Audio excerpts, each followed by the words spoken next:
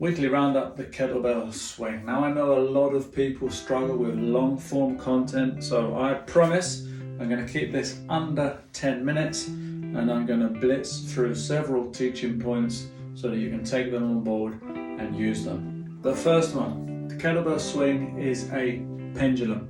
Think of physics. The best way to understand this is Newton's cradle or pushing a kiddie on a swing. In order to achieve height, you push forwards, not up, because we are looking at a hip hinge rather than a squat. To understand your mechanics, take half a step forwards and hit your bum on the wall. This tiny action, as though someone is pulling your belt back, is what loads you to perform a forwards jump rather than an upwards jump. So instead of here to jump up, you are here to jump long. And the best test of this is to feel an engagement and therefore a lengthening of the hamstrings. Okay, so that is all you are after. Here's your fixed point. Here's your lever. The weight on the end of it, from hanging neutral as a plumb line, will work behind you, which you don't get if you squat, because if it's already gone off of this neutral part, it's going to keep swinging and swinging and swinging until it comes to stop. So when we take the kettlebell under and behind, in and of itself, if I did nothing other than release, it's going to do that. So what you're actually doing is you're accelerating what is already present. Stand tall and take the kettlebell to about shoulder to chest height. We also covered the overhead swing, or the American swing, or the CrossFit swing, whatever you want to call it. There's been a lot of debate over this, and in the nicest way, the only reason the overhead swing exists is because the judge at the competition decided a good rep, tick, bicep passes ear. There is absolutely no benefit beyond the standard mechanics of this bigger range of motion. My recommendations there are to train to head height, because you're getting loading of the posterior chain, you're getting effective force production, you're understanding how to use force and power in a good applicable manner. Once it goes overhead, it becomes a little bit awkward, and I've actually taught this at many gyms where I'll get them to do 5 like this and then 5 like this, and you can see the faces change. These people genuinely understand that the overhead version, in the nicest way, is a little bit of an abomination. It's not required. It isn't a better move. Yes, it's a bigger move, but bigger doesn't always mean better. I've largely shelved this. I no longer really go into the debate side of it. For performance, for me, the kettlebell swing stops around there, anywhere from here to here as a marker. The fact that you can lift it overhead probably tells me that you're better off with a heavier weight and applying more force. So, point 2. If the bell does not go behind you, you're missing out on a huge amount of that force already being in this pendulum action. So, best way to understand this is to simply hold the kettlebell like so, and then go knees dominant. And as you can see, with this squat action, nothing happens. Now pull your backside away and stand. And can you see all of a sudden it starts to move forwards? So what's happened is from that plumb line, squat and nothing's going to happen, hip hinge, and all of a sudden we start to move, because all you're doing is you are accelerating this. As it goes behind, you stand up and you take it up to chest or head height. There's 2 ways of changing hands. Come a little bit closer here. You've got what is regarded as the double overhand, i.e. both palms facing the same direction. The double overhand is the hand that's on it, the other one comes in to grab it. And can you see the inherent danger here? And this is led to quite a few people losing it and having a nice dent in the carpet or the floorboard.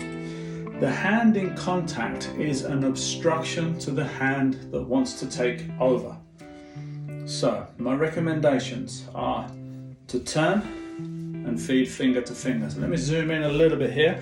What actually happens is this hand slides behind the hand in contact, and once in place, the hand in contact slides away.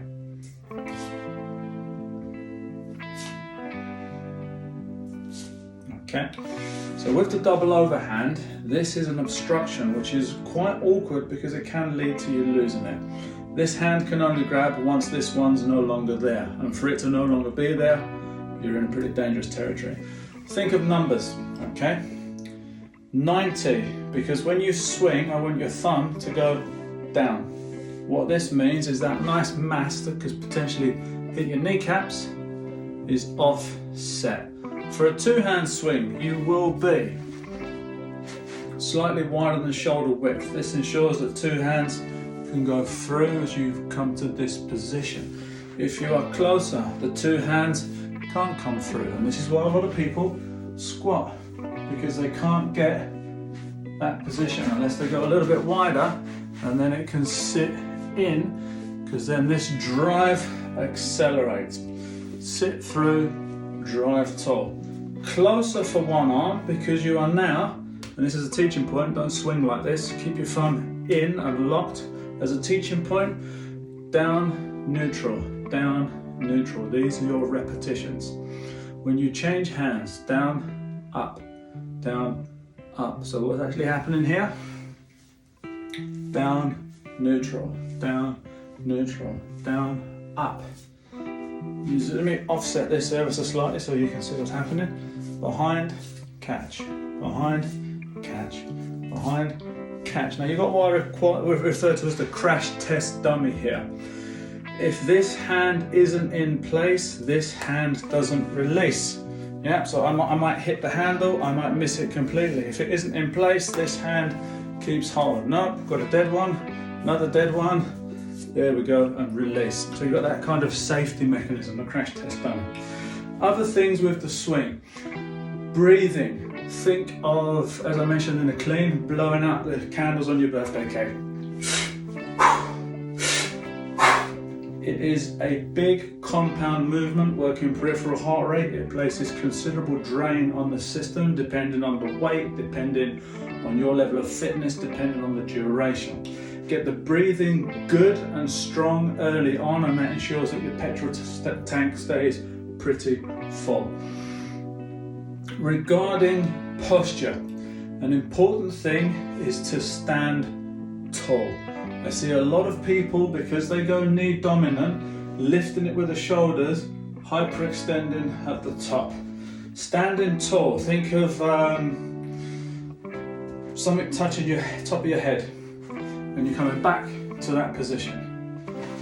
Something touching the top of your head, you're coming back to that position, rather than hyperextending. The spine is designed to move like that, but if you're doing it quite often with a load that then forces you to catch it and stabilize, you've probably got a little bit too much going on as a beginner to learn it comfortably. And let's be honest, we're looking at maximizing efficiency and minimizing risk. So it's all about safety. What I would recommend is to start light, build up over time. Simple beginner's exercise is just to understand how the hip mechanics accelerates that kettlebell based on a pendulum action. So from standing tall, we sit and we fold. Sit, put a little bit of oomph in it, goes a little bit higher, a little bit more still.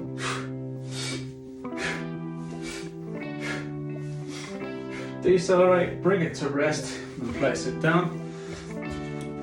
Little addition before, let's make it 11 minutes, we're at 9:40. I think it's crucial to understand injury, risk and reward. About 17 years ago, I done one of those deadlifts that I should have let go of. You know the one, it kind of gets to there and then you're fighting and it's not going anywhere, and then you get it. That pause, for me, is a drop. Unless you are going for a world record or competing and there's big prize money, the risk outweighs the reward. Why? Because I did knock a disc out. I was crawling for 2 weeks and I couldn't even put my shoes on. The sciatica in my leg was like someone stabbing me.